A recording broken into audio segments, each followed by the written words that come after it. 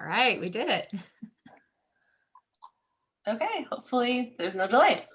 Hello again, and welcome to the Escondido Public Library Romance Chats. In this series, we'll be talking to different authors that span the subgenre of romance. I'm Jessica Buck, librarian, and I am joined by Zoe from Tea and Strumpets podcast. And the other Zoe, our author. We have two Zoes, so it's going to be a really fun episode. Zoe Wernick, at least up in my view, is up there. She is part of our library's romance book club, Between the Covers, and her podcast is devoted to historical romance novels. So this romance chat series began with the hope to bring together romance authors and romance readers. So we are all happy that you decided to join us today. During this chat, I will be monitoring the Facebook comments. So if you have any questions you want to ask the authors, just put it in the comments and we'll try to get to them. So before I introduce the authors, Zoe's going to give a little introduction. Hi, everyone. I'm one of the Zoes, Zoe W. Something I've never had to say before in my life. So great. Fun experience. And before we get to these fabulous authors joining us today, I wanted to introduce their romance subgenre that we're going to be talking a little bit more in depth about today. So while both of our authors today do write in more than one subgenre, many of our questions will focus on paranormal romance. And first, to describe paranormal romance, I liked the statement that I found that paranormal blends the real with the fantastic. So paranormal romance generally blends together themes from fantasy, science fiction, and horror. Commonly, you'll find romantic relationships between humans and vampires, shapeshifters, ghosts, and other entities of a fantastic or otherworldly nature. And paranormal romances can also include books featuring characters with psychic abilities like telekinesis or telepathy. And while its roots harken all the way back to Gothic fiction, its most recent revival has been spurred by technology. And in fact, paranormal romances are a fast-growing trend in the romance genre today.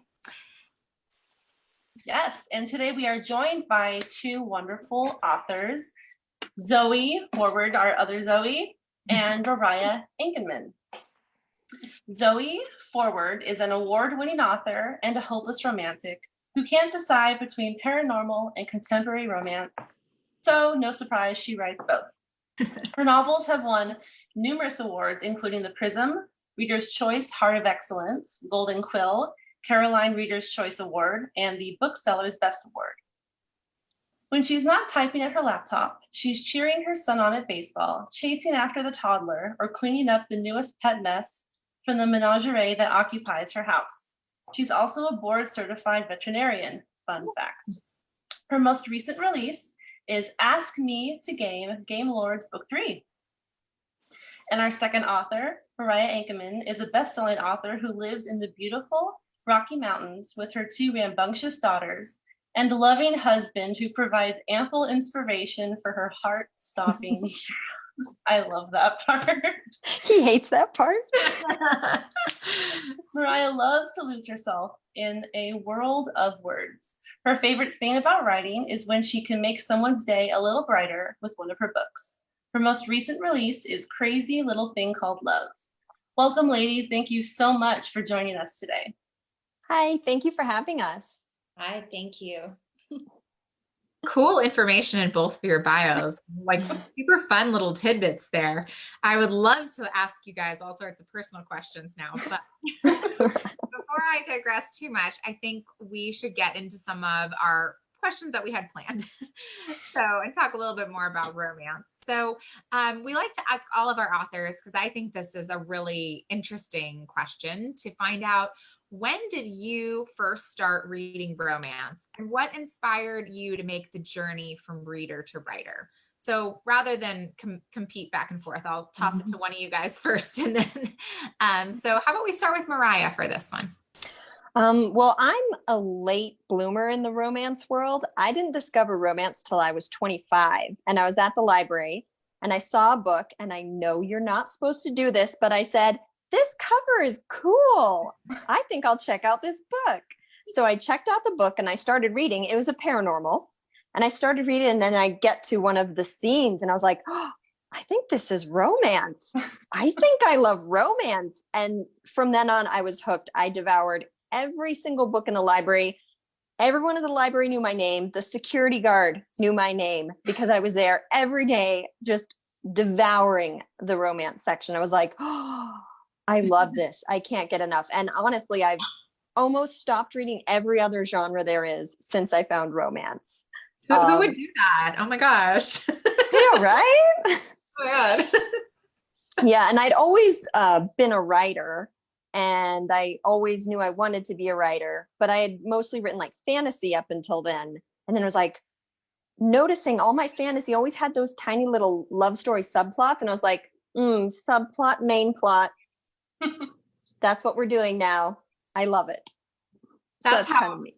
That's how I came to romance a little bit too, was similar story, right? But I was always a fantasy reader and loved all of those subplots that are kind of have those romantic entanglements. And so then all of a sudden, you know, when you find romance and you realize that actually that's what you've kind of been looking for all this time, it's really nice.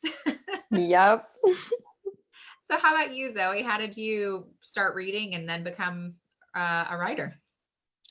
Well, I think I discovered it way back in high school when my sister turned me onto it. And I'd always been kind of a hopeless romantic. I'm one of those who watches movies, you know, like I'll watch The Lord of the Rings and I love it, but I don't care about anything but what's going on with the romance. I'm just one of those. And it was funny to discover romance because you're like, well, that's it. That's all I want to read. I don't care about the rest of the story. But then, because, you know, I was on the track, I didn't really get to writing. I was a late bloomer with writing.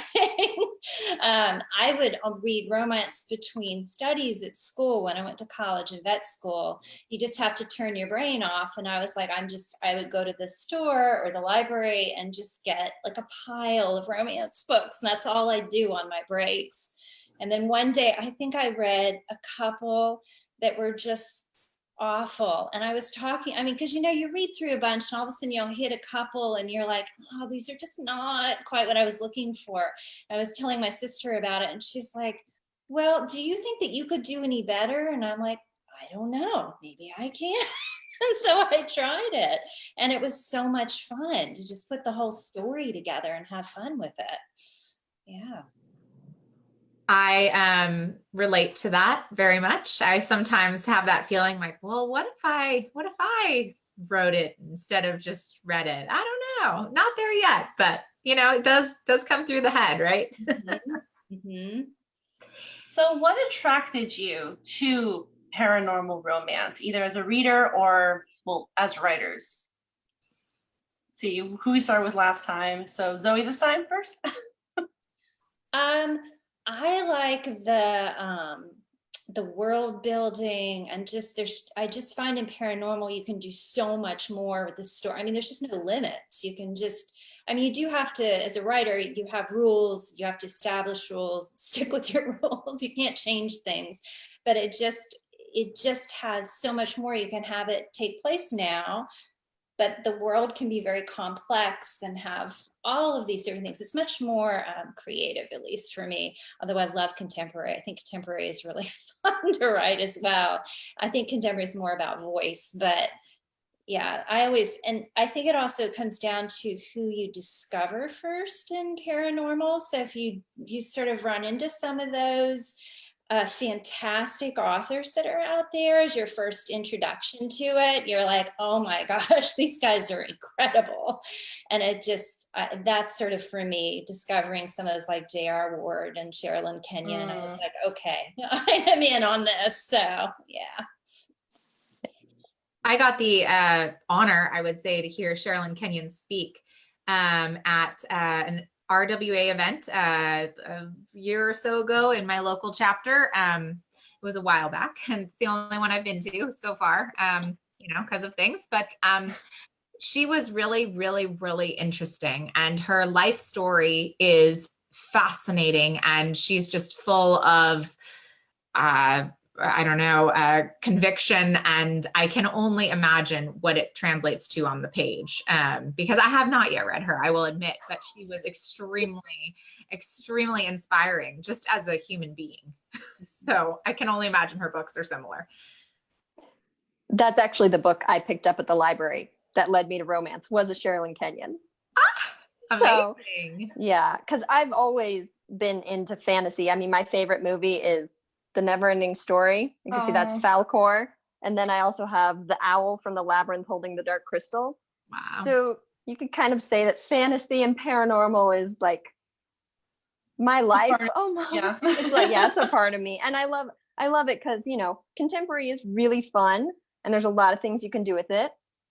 But you can just do so much more with paranormal, and you can really stretch your creativity and just bring in so many different things. And that's why I'm drawn to it. Love it. That's really interesting. And I will admit I'm completely stuck in Regency England. Like I just have not left. I've read now 4 contemporary novels and I haven't yet read a paranormal novel. So we'll kind of get around to a question about that later. But especially talking about fantasy and you know, and kind of the elements that are similar in that as a fantasy reader, you know, I've got my fantasy stack over there and my romance stack over there behind me. But it's now I'm just like, I think maybe I've been missing something. But to get back to you guys, what kind of paranormal romance have you written? Because there's a lot of different stuff. So I'm curious for our listeners here, for you guys to talk a little bit more about what you went with and maybe why. So I think we start with Mariah this time. So I wrote the Damon series, which they're daemons, not demons, commonly misconstrued sometimes. But they are based off of Aristotle's idea that human beings have muses or daemons, and there's good ones and there's bad ones. And so I kind of went, ooh, what if they were real people instead of little things on your shoulders? So I wrote, it's in our world, and the supernatural world is there, but humans don't know it. And so there's eudaemons, who are the good ones, and the cacodaemons, who are the bad ones. And there's this battle for human souls because the cacodaemons suck human souls. And along with the daemons, there's all kinds of other paranormals. There's vampires, there's werewolves, there's tellas, which are people with telepathy and telekinesis, psychics, witches. So I just I can't limit myself. I love them all. I just grab them all, put them in a big pot, and I'm like, yes, all the paranormals.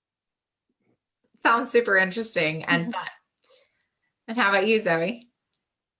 Right now I have 3 different series that do paranormal, and they're all different. So I have one that's very classic, vampires and werewolves. That's the Blood Wars. There's the second one that's coming out in the fall. That one is fairly traditional with vampires and werewolves and war, and very interesting. And the second one I have is about witches, but it's not traditional witches. I kind of went off, they're actually descendants of Greek goddesses who have been labeled witches over time because they have some special powers. And it's very interesting because you can have, there's 7 different sisters, and they each have different powers. And then the guys who don't want to have anything to do with all of this, who get sucked into all of it. That one is just hilarious from start to finish. The third one that I have is the first series that I ever wrote. It's actually Egyptian because I love Egypt. And that one is different because most people are like, I don't know Egypt. That's kind of weird. Nobody does that. But I just, again, had a lot of fun with it because it's modern and contemporary. And they're these warriors who've been around forever and they're just protecting our world. But then they fall in love with regular ladies. So it's a lot of fun. Awesome. That's sounds pretty epic too. All right. So we have now a cool question from one of our Facebook watchers. So Jessica, did you want to ask that one, or do you want? Sure. Why not? Okay. I'm curious. So it is a multi-question question. So how has being a romance writer affected your own personal romances? Has it enhanced your romances, or do you find yourself disappointed in reality? And do your partners wonder if they are one of your characters? So would anyone like to start that one? Sure. Yeah. Well, let's see, I've been with my husband. We started dating way back in college. We've been together many, many years. And no, I wouldn't say that writing romance has affected my romance or made me feel like dissatisfied with romance, because I think that's a misconception a lot of people have. They're like, oh, romance, now every woman wants a 8-pack man who's chiseled and sensitive with his feelings and blah blah blah, and everyone wants Fabio, and you're like, well, Fabio hasn't been on the cover since the 80s. And no, I think it has improved my communication with everyone around me, because at its heart, romance novels are about communication. They're about emotions. They're about opening yourself up, recognizing maybe some of your strengths, some of your failings as a character. And so, of course, as a writer, you do that. And so I think it's definitely improved my communication in all aspects of my life, including with my spouse. And while he has never wondered if he's a character, boy, my sisters do. They're like, hey, did you make me that mean girl character? I'm like, no, of course not.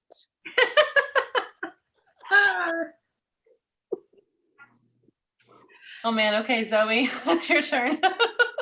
I think Mariah said it well. I mean, it's the same with me. I've been together with my husband for a very long time. And so I don't think that I don't think that you bring that into what you're writing necessarily, but it is definitely, it's funny about the sister sort of thing, because I get that too. And people will also make comments to that, about that. But no, I mean, I think it's again, it's creativity, and and that's one of the wonderful things about the genre, is that there is that sort of element of it, and it's a safety element too, because as a reader that you're going to find that happily ever after in the book, and you're going to get there. There may be a lot of angst getting there, but life can be very tricky and painful, and you can bring a lot of that into the book, but you do know in the end that it's going to be okay. And I think that part of it is always been so important to me. And I think a part of that also reflects, when you have such a stable and loving relationship, so you kind of know how to bring that to the end, I guess you could say.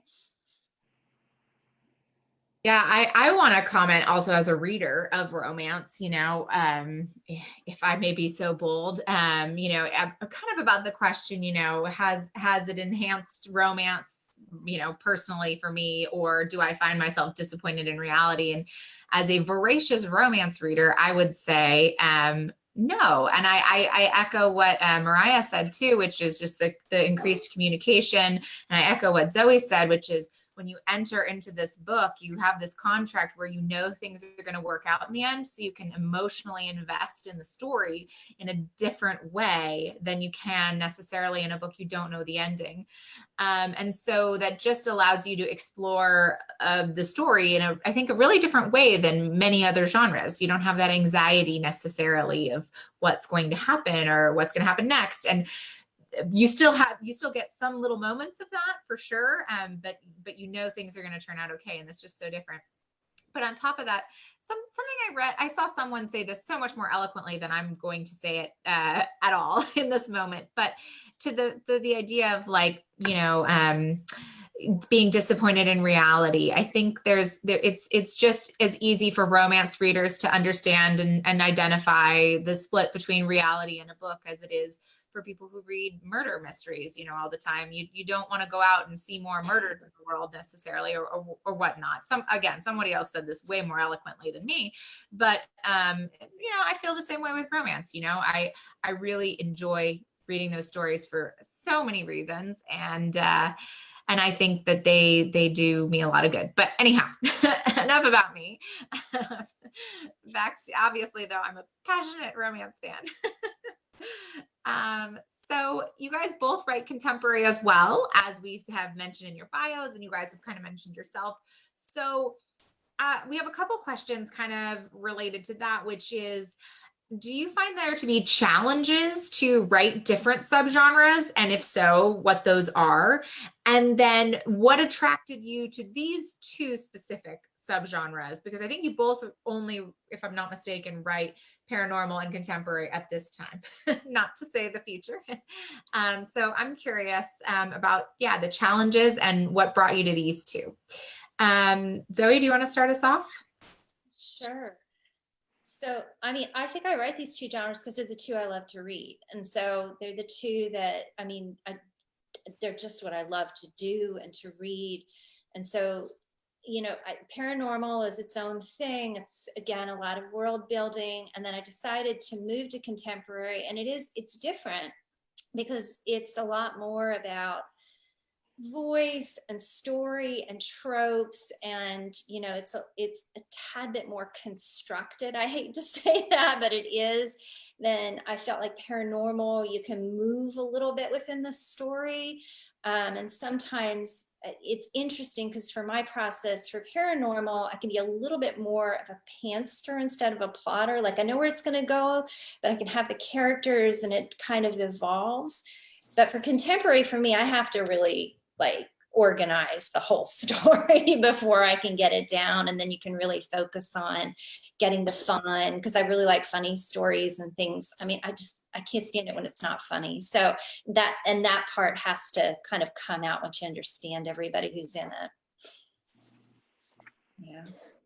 Yeah, absolutely. I agree. These are the two that I love reading. So they're the two that I love writing. And they both have their complications. Like with, paranormal, you have to create an entire world. Even if they're still in our world, you have to give your characters rules, and you have to follow those rules, because especially if you're writing a series and you're like, in the first book, they couldn't go out in the sunlight, but all of a sudden in the third book they are, the readers will go, you can't do that. But the same for contemporary. If, say, you're writing about a veterinarian and you're not a veterinarian, and some reader goes, wait a minute, a veterinarian would never do that thing that you said in your book. So you have to research there too. So they both have complications when you're writing. They're just different between making sure your rules are consistent and making sure the real world's rules are consistent. But they're both really fun. And I agree with Zoe. I love humor. I started out with paranormal and then somehow fell into rom-com, which works out really well because I'm a giant dork, and it just kind of flowed from there. I love putting humor in. Well, I as a reader, love reading humor because it just, it adds that other layer into a story. And I think that people who can write humor are just beyond me. I mean, I think that is one of the most intimidating things I think about thinking about writing, is how the heck am I going to be funny, right? So hats off you guys on getting that in there. Okay, so let's talk a little bit more about paranormal romance and what it means to you. And is there anything specific that a story needs to have to make it good in this subgenre, in your opinion? Yeah, like when you guys think about paranormal romance, I mean, you already talked about your, the books that you write, but like if you had to, I don't know, what does paranormal romance mean to you? It's kind of an open question. I think Mariah was maybe who we start with this time. Okay. Really, for me, paranormal romance just means anything that is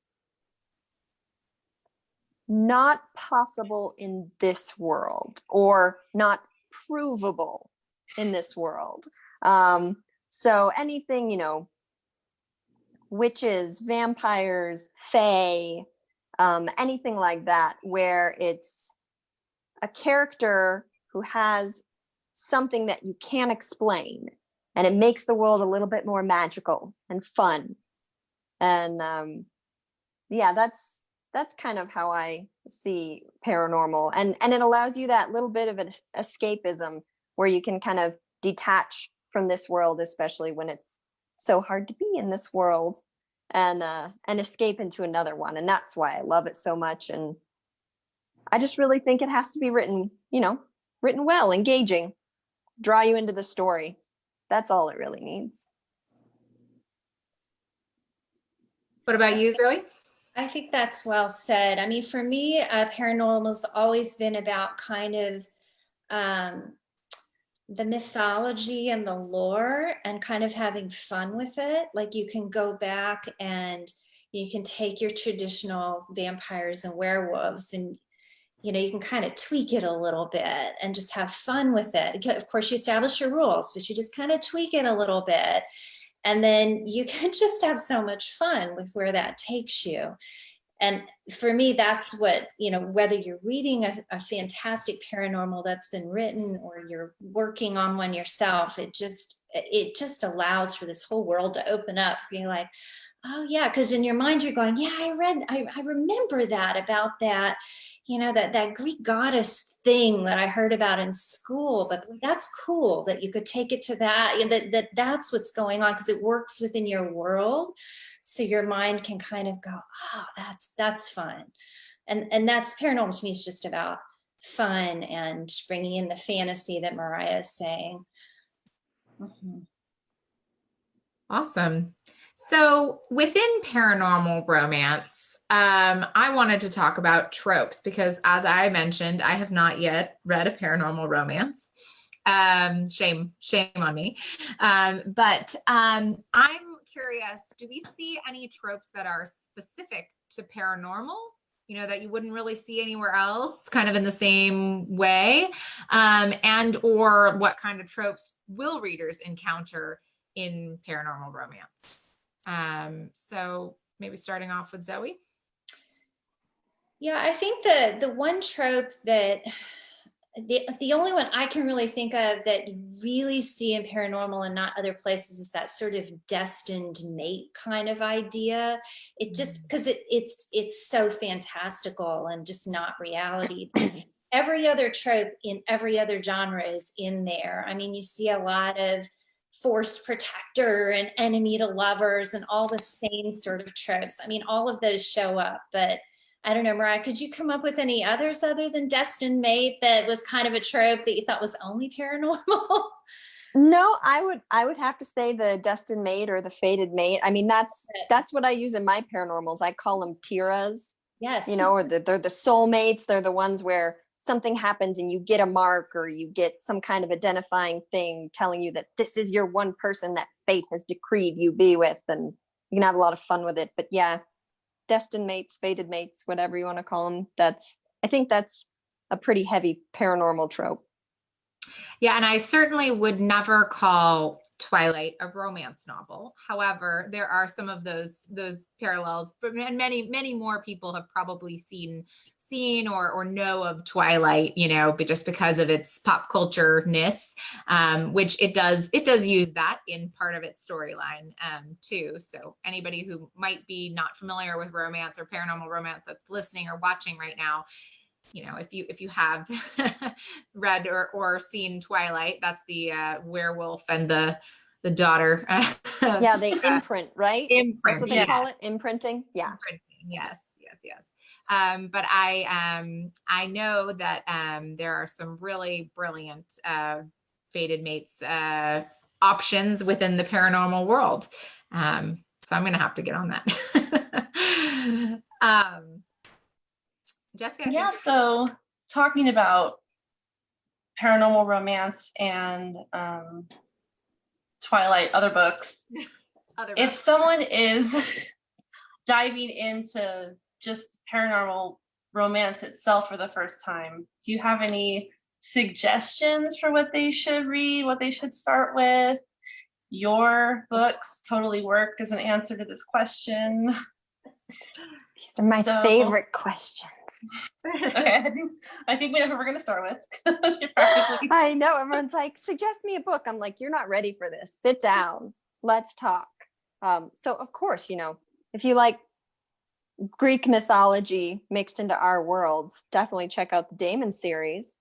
They're very good books. But I would highly recommend, if you like vampires, Sherilyn Kenyon, Lindsay Sands, Carolyn Sparks. If you like paranormal in our world, that like gently eases you into it. Adriana Bell, the Exiles of the Realm series, fantastic. Cynthia Eden has amazing paranormal. Holly Trent, AC Arthur. There's a million more I'm missing, but those are some good starting authors that I would highly recommend. Those are great. The one other I thought of, if you like historical and you're thinking, oh, I kind of want to try it a little bit. My first paranormal for me was actually Jude Devereux's Remembrance, which I don't know if you guys, because that's the one that flies through time. So it's sort of time travel a little bit, but it was really interesting that it's kind of a way to sort of ease in, but you still get that moving through historical, you kind of get a feel for it a little bit. And I think all those authors that you mentioned are fantastic. I mean, I would add J.R. Ward, but she's definitely a step into true hotness. So you got to be ready for that one. That heat meter's going up. But yes. I mean, I think I have a whole shelf over here of her signed ones. So yes. I'm trying to think anything else. The other I thought of that was another one that's kind of good, again, to ease into a feel for it. It might be like Linda Howard wrote Son of the Morning, which I always loved, which I don't know why. I think that's another sort of time travel between times. And it's got kind of a lot of magic in it. It's really neat. So, and then there's some really good young adult paranormals, because that's also a pretty hot genre. I just read a great one by Pintup Dunn's new one. Yes. That book was so good. I loved it. Pintup Dunn is fantastic. That's her newest. I didn't mention her. Great, yeah. Oh, Melissa Marr too.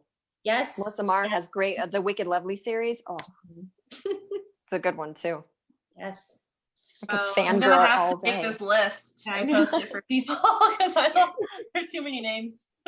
Seriously, and it is funny you mentioned like the historical too, because I have a historical romance podcast, and when we were trying to find a book for Halloween, well, Halloween doesn't really have, it wasn't really a holiday back then, but we were trying to like get creative with it. And what we did find is there are a few authors who are writing kind of paranormal romances that are a little bit interesting, and they've got some ghosts and some spooky stuff, but set in the time periods we love to read. So we are thinking next season, maybe we'll go that direction during the spooky season. So definitely some exciting, and definitely I haven't checked out, or I haven't read, I believe you said it was Jude Devereux, her so it's her best, really.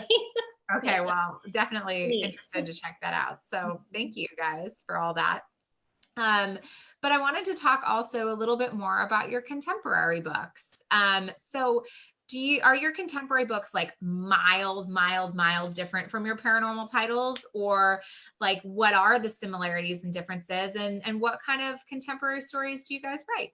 So I cannot remember who we started with last time. Let's start with Zoe. Okay. Mine are miles different.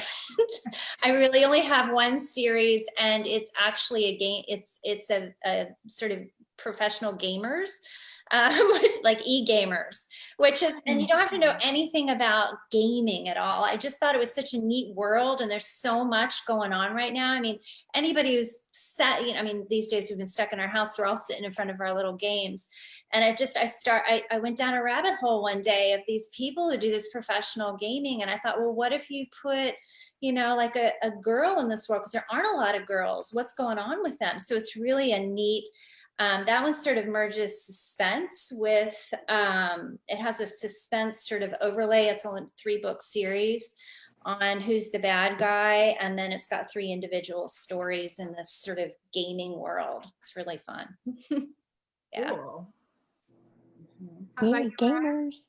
Yeah, gamers. Gamers, yay. So I have a small town cowboy series that has a dash of suspense in it. There's always a bad guy in that series. That was really fun to write because I kind of based it off my hometown up in the mountains. And cowboys, who doesn't love a sexy cowboy? Come on. They're always fun to write. And recently I stumbled into rom-com. I didn't know I wrote rom-com, and my critique partner was like, this is really funny. It's a rom-com. I'm like, it is? Okay. So my latest 2 series, I have one about a trio of wedding planners, and they, plan everybody's wedding but their own. And of course, they all end up falling for wonderful, wonderful men. And then I also have my latest release is set in a distillery because I love me my vodka. I'm a big fan of the martini. And my husband was like, why don't you write a book about a distillery? And then we can go to distilleries as research. And I'm like, I'm in. Let's do that. So that one was really fun to write, not only the research part, but just also writing about a bunch of siblings running their own business and them falling in love with their various significant others. So yeah, I stumbled into rom-com somehow and discovered that I loved it. That's so cool. And I love, pairing a passion with your, with your career, right? And that's a great way to get things in there. So super cool. So now we have kind of a tough question for you guys, which is, do you have a favorite romance novel? So, and the answer no is perfectly acceptable, but we'll require a reason for why. So, Mariah, do you want to talk about this? Oh, it's so hard. Don't make me pick. I think I have a favorite one in like each genre that I read or what mood I'm in, but my overall favorite one I would have to say is Hunt by Adrienne Bell. It is a paranormal, but it's set in our world, so it's one of those you can ease in. It's part of the Exiles of the Realm. I love it because it's humorous, and of course it's sexy, and there's a hint of paranormal, but it's still our world. And the heroine has anxiety disorder, and I love how truthfully and accurately the author portrayed it. It is just a shining example of how someone lives with chronic anxiety and how in the end it isn't, cured by the power of love. She just lives with it, and he loves her as she is, and it's beautiful, and it's always my comfort read. Sounds great. Zoe, do you have one? I don't have a favorite. I could not. I'm like Mariah, every category I'm like, yeah, in contemporary, I like this. And in historical, I like this. So I have many. I've kind of can dwindle down. I have authors that I just love. And I think all of us who read these genres just have those authors that, if you just know you need a good book, you just go and you find one, and it's like just pulling on a comfortable blanket and just reading that author, no matter whether it's a new one or an old one by one of your favorites. So, well, I empathize with that because I know that we're asking, first of all, a very tough question and kind of an unfair question by asking that, because I also can't answer that with a one book. I've been even, thinking about this question more because I usually ask anyone who's on the podcast that we interview the question, because I do think it's a really interesting answer. And I feel like the overall theme is, even if someone has a favorite, they kind of feel the same way, that a lot of authors are perfect for a certain mood or, a certain time of your life or whatever it is. And so, yeah, I've been like trying to narrow down maybe a top 5 for myself. And man, that's really hard. Like, I don't even know. And I, like I said, read primarily one genre, so I should have it easier. I don't know. I don't know. So kudos to you both for tackling that tough one. Okay, so I have my favorite question that I get to ask during these is, what is your favorite library memory? And I don't know who we started with last time. I think we started with me, so Zoe. Is it me? Okay, Zoe. My favorite memory is more from childhood and just something. I lived in a really small coastal community in North Carolina, and they always did a really big summer program, which was just, we would read books and draw pictures, which a lot of libraries still do it, but for me it was always the most important, because not only could you hang out with the other kids, but you just love seeing, they would actually put all of the pictures up on the wall and you just love seeing, oh, my picture was chosen, and for me, it just bonded me with the library and just forced me to read a lot of different things in the library, trying to draw the best picture. I was just competitive. So that's always just for me, my introduction to the library and how much I just loved it. Yeah. Yeah, we still do summer reading programs. A lot of libraries did spring programs too, all virtual because of what's going on. And we're in the process of planning our summer program. It's going to be all virtual too, so that's going to be fun. Okay, Mariah, I know you kind of shared a little bit. I'm excited to hear more. I have two that kind of match up with each other. So in elementary school, our school librarian, if you wrote a book and brought it to her, she would laminate it and bind it and put it in they had a special shelf just for student written books. And so it was awesome.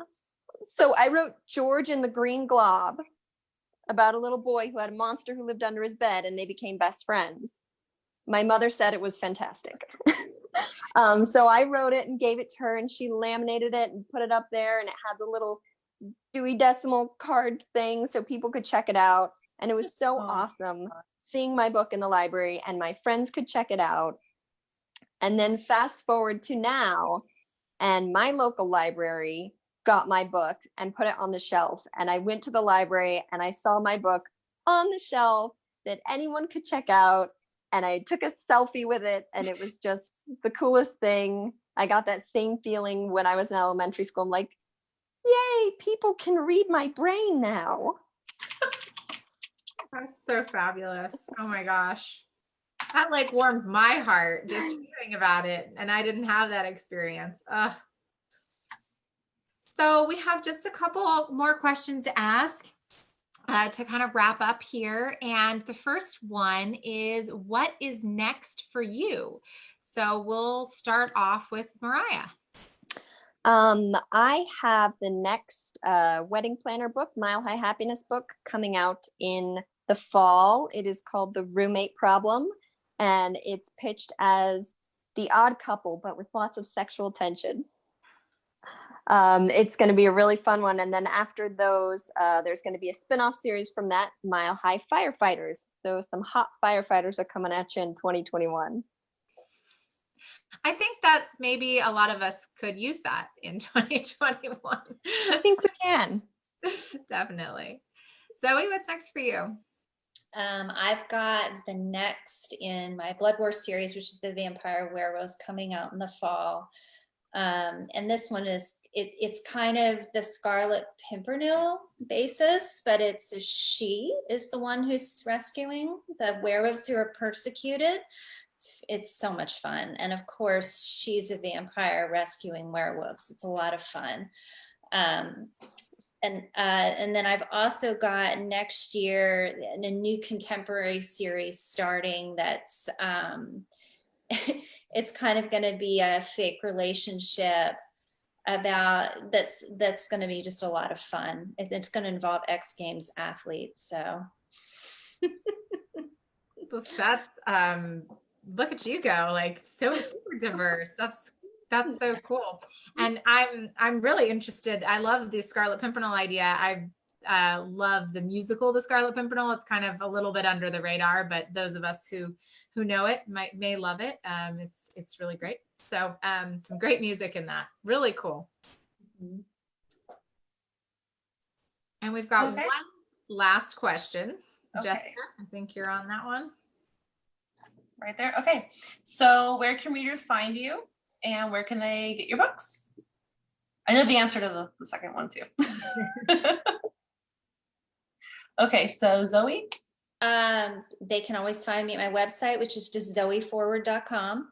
And my books are on every online vendor, pretty much, and in some libraries. Most of the time, the libraries will have it more as an ebook. Okay, and Mariah. You can also find me on my website. It's just mariahankenman.com. I'm also on Facebook, Twitter, and Instagram. If you go to my Instagram, you're also going to see a lot of my aerial videos because I love doing aerials, and a lot of my vodka infusions. So that's a fun place to find out about the weirdness that is me. And you can find my books. You can order them through your local indie stores, Love Sweet Arrow, The Ripped Bodice, Denver Book Bar. Also on any online, Kindle, Nook, iBooks, all that. Yeah, and I will let everyone watching know that your books are available for checkout through Libby on Hoopla.